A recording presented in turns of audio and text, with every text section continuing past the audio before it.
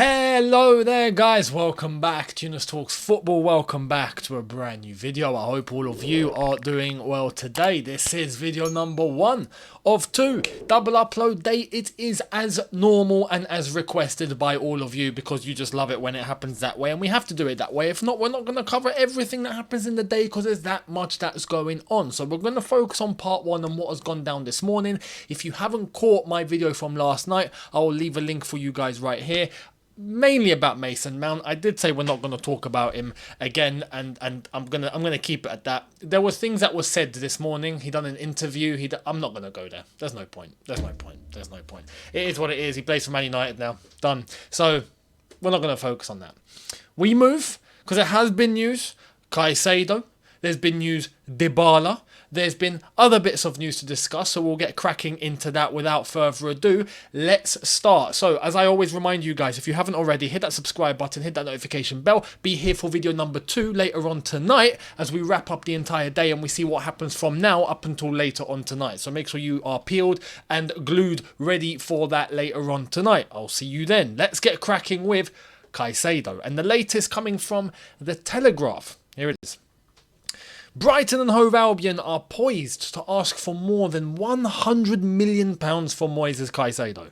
He is a target for Chelsea as they rebuild under Mauricio Pochettino, but they are unlikely to land him cheaply. I don't want this to be a cause for concern. People hear more than 100 million. It won't be more than 100 million. In the same sort of capacity that I think we look at players that are in their last year of a contract. There's no other club trying to come in for Caicedo. So if Brighton want to make the money, they're going to have to take it now. They're only dealing with Chelsea, which means their negotiating power on the table has come down as compared to how it was at the start of the window, when there were rumours about Man United, there were rumours about Arsenal, hell, there were even rumours about City very briefly, even Liverpool very briefly, and Chelsea of course. Now it's only Chelsea. Chelsea are talking with them. They're obviously going to quote more than what the value is to try and get as much as possible. That's standard business practice. In the same way, Chelsea will try and lowball and try and offer less than the value. And then eventually both parties will come down to a sort of middle ground because that's how it always works. And then you'll end up getting pretty much the value. So I expect the deal to be done for about 85 million. Why? Because 100 million in terms of what Brighton are offering, Chelsea want to get it done for about 70. You come to a middle ground, what's that? 15 million here, 15 million here, 85. 85, maybe 80 plus add-ons, maybe 82, 83 plus add-ons, somewhere there. But I reckon 85 million package will be enough to get Caicedo into Chelsea. So, as I've said, keep your eyes peeled because we apparently do want to get this done before heading off to the United States on pre-season tour, which is the 17th. So, as Fabrizio said, this could take a little bit of time. My timeline would have been nice for him to come to start training. So look, it's not the end of the world. It's not the end of the world. Why? Because from now up until the pre-season tour, it's going to be fitness. 2 weeks of getting the players into shape. So look, in the meantime, if I was Mauricio Pochettino, if I was Chelsea, I would be telling Caicedo, please get to training. We'll send you a trainer. Get training hard. Get yourself in shape. We need you to be in tip-top condition like the rest of the players are at Cobham under Poch. Please start training proper hard. So when you come back, when you come to Chelsea, there's no having to play catch up. It's not the end of the world. He can get in shape on his own, in his own time, with his own coaches. If we have to send someone, we send someone, whatever. But in terms of the footballing aspect, he needs to be with the team for the pre-season tour. Has to. So if we get it done before we fly out to the States, that's still cool with me. So I reckon that will be accomplished. I reckon it will. So let's wait and see what happens. Let me know your thoughts in relation to all of that. Caicedo to Chelsea. Brighton want more than 100 million. They're not going to get more than 100 million and they're going to have to deal with that. If not, they're going to have to keep Caicedo on for another year and wait for his value to drop even further, which is why I'm sure Brighton will do a deal. They will. Don't worry. Now, Dybala. What's the latest with Dybala? Here it is. Felix Johnston saying, understand Paulo Dybala is a name on Chelsea's number 10 list. He is not an active target at this point, but was recommended by Pochettino as a versatile number 10 option. Club also like him and his cheap €12 million release clause. Poch has contacted his camp, but Chelsea haven't directly yet. And there's Dybala in, can I just take a little detour, the new Roma kit for the season. That kit looks absolutely clean. Clean! Not clean, clean. There's a difference. Let's bring it up on screen again. Just look at that. That's a beautiful kit. It's simple, to the point, looks old school. And the whole dynamic around that kit is to make sure that it's very gladiator sort of feel. You know, the backdrop and whatnot is always, you know, the Colosseum and old Roman ruins and all that. Obviously, it's Roma. But what a clean, lovely kit that is. Adidas, man. Adidas. I'm telling you, Adidas. Adidas. We need to go back to Adidas. As I said, look, Nike, I appreciate their training kits. Their training kits are class. But their match day kits? Adidas. Anyway, Dybala. Chelsea interested. Poch apparently has name dropped him and has recommended him. I can't fault this for 10 million quid. As I said yesterday, it's such a cheap fee. Your benefit to risk ratio is through the roof in terms of benefits. Yes, worst case scenario, he gets injured. Yeah, we've spent 10 million. I mean, fine. That's honestly, there's no risk here as far as I'm concerned. The risk would be getting nobody and then hoping Dybala is going to be your guy. That's the risk. This is not the case. We've got Nkunku. And we have to also remember, Dybala's quite versatile. Can drift off to the right-hand side. Can even move into a forward position. Can play as a 10. Is a little bit of a hybrid between all of those roles. So when you're looking at how versatile he is as a 10, it would be great to have as a backup option, someone to fill in, rotation here and there. Someone needs to rest, Dybala can play. And look, best case scenario, he doesn't get injured and he explodes. Then we've got Dybala, prime Dybala for 10 million. Beautiful. I reckon we should do this. I reckon this is... If we don't do it, it won't be the end of the world. If we do it, I'll be happy. I'd be happy. So, look, if it's recommended by Poch, he has a plan, he has a method to the madness, I would entertain it. Absolutely. So let me know your thoughts down below in relation to that. And now it seems like Chelsea are actually interested, at least, unlike yesterday where it was just a rumour. Now it actually seems like Chelsea are interested, so we might actually get this done. So let me know your thoughts down below. Little news from Fabrizio in terms of the Chelsea, I'm guessing, under 21s, the youth, whatever you want to call it, the reserves. There it is. Documents are now signed for Chelsea to complete deal for 17-year-old talent Ishe Samuel-Smith from Everton. Fee around £3 to £4 million, 3-year deal to the player, done and sealed. Welcome to Chelsea, mate. I know nothing about him, but he's young and he's one, I think, for the youth, for the young lads. I hope you explode, mate. I hope you come to Chelsea and you find your way and you become one of those players that we look to and go, oh, what a talent. And you never know, you might get a chance in the first team down the line. So, yeah, 17-year-old. We are really, really shopping in the young department, aren't we? We are really, you know... I was going to say we're shopping in Baby Gap, but... that's taking it a bit too far. We really are trying to get all the young talents we can. I'm looking forward to seeing how this is going to go down in the next few years. It's going to take years. This isn't going to be a thing of next year or the season after. This is going to be a case of maybe 5 years down the line. We'll see the fruit start to bear of what we're doing now. We'll see how it ends up. That's a topic for then. So when we're all much older and wiser and we've got different lives going on, we'll come back to this topic. Don't worry, I'll still be here. Don't worry. Younes Talks Football ain't going anywhere anytime soon. Now, you got the announcement. The partnership with Oman Air has now been announced. It's not the shirt sponsor, but it's an official airline partner. So Chelsea are going to be, you know, flying everywhere, I'm guessing, with Oman Air from now on. Here it is. We are delighted to announce a new partnership with Oman Air as our new official airline partner in a multi-year deal, flying to more than 50 destinations worldwide, including daily flights from Muscat to London. Oman Air. And even Oman Air themselves put a defining moment in our 30-year history. We're official global airline partner for Chelsea FC. And they can't help but get Reece James all over that. I don't blame them. But Oman Air, welcome to the family. And it honestly seems like that they are very, very excited. It's a long-term deal.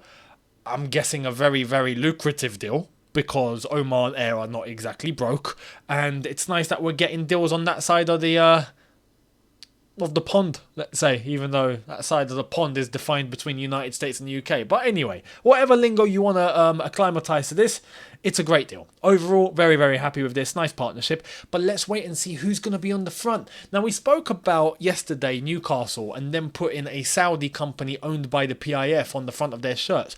Why don't we just get Clearlake? Go on, Bedad. Do your thing. Do your thing. Do your thing. And then you can take, things from that 60 billion asset company of Clearlake. And if we need a little injection here and there, you can take, a few mil from that 60 billion. There you go, into Chelsea. Thank you very much. As a sponsorship. Why not? Let's wait and see. You know what would be funny if that actually happens? Because I'm joking right now. But if that were to actually happen, I would be laughing my head off. Anyway, let's see what happens in terms of a shirt sponsor. There's no indicator as to who it's going to be. And it's getting pretty late in the day because we got to launch our shirts. Let's have it right. This is getting pretty ridiculous in terms of how long now. We got pre-season kicking off in terms of the games in, 2 weeks? 2 weeks? Yeah, 2 weeks. We're going to be playing matches. What are we going to be playing in? Bibs? Honestly. So we have to get the sponsor sorted. Let's wait and see who it's going to be. Let me know who you think it's going to be. We did entertain Alliance yesterday, but do you reckon anyone else could be in the pipeline? Let me know down below. Now, the latest on Kylian Mbappé at PSG. This is getting tasty. This is getting very, very tasty because it seems like, and the sources from France, RMC Sport, massive French organisation for sports channels over there, are saying this is getting complicated. Here it is. PSG want 200 million euros for Kylian Mbappé, and Mbappé wants to be paid for his 23-24 season at PSG. Real Madrid are not willing to pay for both, so one party will need to give in for the transfer to go through. Madrid can't afford both because of their investment in the stadium. I don't get this. PSG want 200 million euros for Mbappé, and Mbappé wants to be paid for his 23-24 season at PSG. So in terms of buying out the remainder of his contract, PSG are not willing to do that, but Real Madrid can't afford to do that alongside the fee, which is what normally happens anyway. If you're buying a player, you're buying out his contract. That should be part and parcel with the fee. So I'm not quite sure why this isn't being included in the fee. And I'm pretty sure PSG are not going to pay for its remaining last year of his contract, because that's just going to take out money from the fee that they're going to get from Real Madrid anyway. So they're going to be making peanuts, which they're not going to be happy with. This honestly could be a situation where Real Madrid might not be able to afford to get Mbappe, which could open the door to other clubs to come in. Now, who's it going to be? Because we could... You know what? This isn't good for PSG. Because PSG can't force to sell. If there's no parties that are going to come in and buy, Mbappe stays. But Mbappe could easily go, I'm not signing a new contract. And if he doesn't sign a new contract and no one comes in for him, he will leave for free, which PSG have said, we're not going to do. So it's a tough situation here. This is where PSG could be weak on the negotiating table, because other clubs could now come in and go, look, we know Real Madrid can't afford it. We're going to come in and give you a bid. You either take it or you leave it, mate. This is where I reckon Premier League clubs could have their eyebrows raised. Premier League teams could be looking at the situation and going, we might be able to exploit this. Even if it meant at the end of the window, this could be the big deadline day deal. Why? Because it could be a situation where PSG are forced to just pay a salary. Better to take something than nothing. They could be left in a situation where they end up taking nothing if Mbappe just goes, no, I'm staying. And no one comes in for him. And that would be a lose-lose for PSG. So if it became really desperate, PSG, by the end of the window, could go, okay, look, we'll just pay your salary. Real Madrid could come back in if that's the case, but that could also entertain other clubs to come in and put a bid in, whilst Real Madrid are in a situation where they think they might not be able to afford a deal. Or come to a compromise. I reckon Premier League clubs could come to an agreement to maybe go 50-50 on paying his last year of his salary. So his last remaining year, PSG, you pay half, we'll pay half, we'll come to an agreement. We'll give you the fee.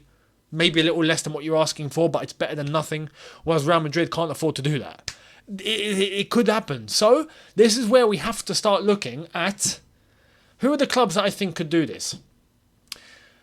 Man City for sure. Chelsea for sure. If we really wanted to, we could, but the wage structure would be destroyed, so I reckon we won't. I have to say Arsenal are in a very good financial situation. They actually could. Man United if they get taken over by Qatar. And that is the one that I think you have to look out for. If the Qatari deal goes through, you best believe Man United have a big chance of getting Mbappe. Because even with the situation of Mbappe's last year of his contract, Qatari owner to Qatari owner from the same group having to maybe share a little bit of money around and then get it back later. Man United will be in a great position to get Mbappe if the Qatari deal does happen. So let's wait and see what happens. Let's wait and see. Let me know your thoughts on all of that. But as I've said, if Real Madrid can't do it, down the line, if the United Qatari thing happens and goes through officially, Man United are in prime position to get Mbappe. My analysis, that's my opinion. We'll see how it goes. Now, let's move on. Let me know your thoughts on Mbappe and that whole financial situation down below. Granit Xhaka is finally leaving, and we have it official. Unbelievable. Here it is.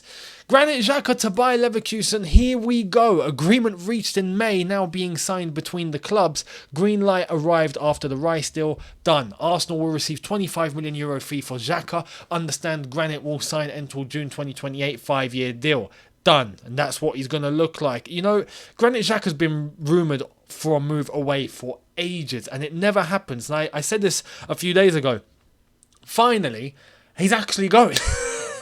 Because normally Arsenal fans are just like, nah, he's not leaving. Yeah, apparently he's leaving. He's not going anywhere. He actually is this time. So off to Bayer Leverkusen he goes. Good business. €25 million cannot go wrong. Arsenal's window has been class so far. Absolute class. So Granit Xhaka off to Bayer Leverkusen. Let me know your thoughts down below. End of an era at Arsenal. And I have to say, it's weird to see him leave Arsenal on good terms, because I remember after the whole armband on the floor, swearing at the fans, this, that, I thought he'd leave immediately. Turns out now he's leaving on good terms. Unbelievable. Now, let's move. Arda Güler of Fenerbahce, the young lad that's hyped beyond belief, right? Could he be a world-class talent in the future? It seems like that's what people are expecting. We have a here we go. Is it Barcelona? No. It's these. Arda Güler to Real Madrid. Here we go. Deals almost completed between Real and Fenerbahce. Documents are being checked for 2005 gem. €20 million fixed fee, 20% sell-on clause and extra add-ons in the package, plus taxes. Medical being scheduled. Arda joins Real. Now, we're going to see what this boy's about.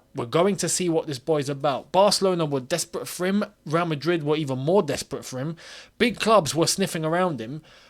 I'm looking forward to seeing what he's going to do, and we'll see if this investment is actually going to pay off and he'll become one of the big talents as he's being hyped to be. I haven't seen enough for me to know that he's going to be the next Mbappe, but they're convinced. Real Madrid seem to be convinced. Barcelona were convinced that this is the guy.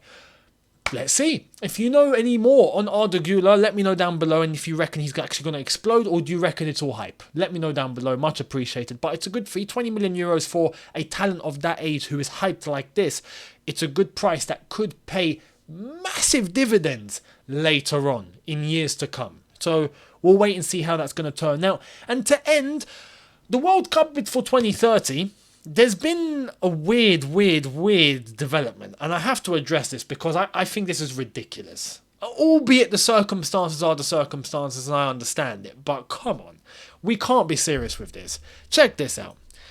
This is from L'Equipe. They are saying, and I'll get the translation up here, I might as well. Ukraine will join Spain, Portugal and Morocco to submit a joint bid to host the 2030 World Cup. This application aims to emphasise environmental and human sustainability. The host countries of the 2030 World Cup will be known in September 2024. I'm sorry, this is a joke. And look, I understand in terms of what's happening over there and in that region, but can we keep that out? Let's not mix that. This is stupid. You've got Portugal, Spain and Morocco that are all very close to each other. And even Morocco, there's a sea in between them and Spain, right? The Mediterranean. It's not far. Flights between are not that long, an hour, 2 hours top. So it's not the end of the world between those three countries hosting it. I think that would be a great World Cup. Ukraine is over here. Like, talking about human and environmental sustainability. I hate those buzzwords, by the way. Those are buzzwords that everyone jumps on to try and put an agenda forward, and it grinds my gears. But can we be serious in terms of let's actually go down the human and environmental sustainability route? Do you understand the mileage it's going to take to get from Morocco or Spain or Portugal over to Ukraine to play a group game? Come on. The difference is, you're going from that part of the world, west coast of Europe, Western Europe, southwestern Europe, northwestern Africa, over to Eastern Europe, close to Russia, next door to Russia. Nah, come on. Stupid idea. And it's ridiculous to be able to just give a World Cup because of a circumstance that's happening over there. All right, cool. How about we give the next World Cup to Iraq? or you know what? Next World Cup could be taking place, I don't know, if it's going to happen in Saudi or wherever, right? How about we get Afghanistan involved? Like, come on. Anyway, I think this is a non-issue. It's a silly story, but the fact that this is even being entertained whilst the countries are so far from each other is ridiculous. The countries have to be close together. They have to be.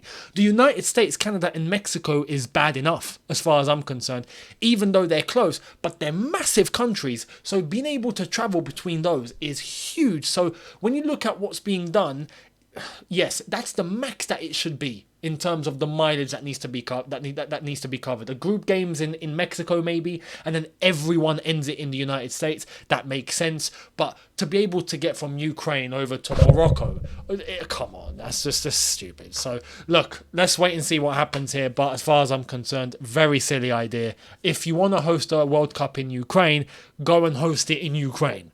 Like, give it to Ukraine. Give it to Ukraine, or if you want to give it to Russia, that's a problem right now. It's never going to happen. Give it to countries that are in and around that region. Give it to Albania. Give it to Hungary, Macedonia. But that region, stick it in that region and cool, no problem. But to have Morocco, Spain and Portugal and Ukraine is stupid. Absolutely stupid. So let me know your thoughts down below in relation to that. And there we are. Let me know everything that I've discussed today, your thoughts on it all. And make sure you guys are here for video number 2 later on tonight. So as I always say, make sure you are subscribed to the channel if you haven't already. Hit that notification bell to be notified once I've uploaded. Smash the like button if you've enjoyed this, and I'll see you tonight whilst we see what happens in part 2 of the rest of the day. So I'll see you then. Have a good one, people. See you lot later. Take care and peace.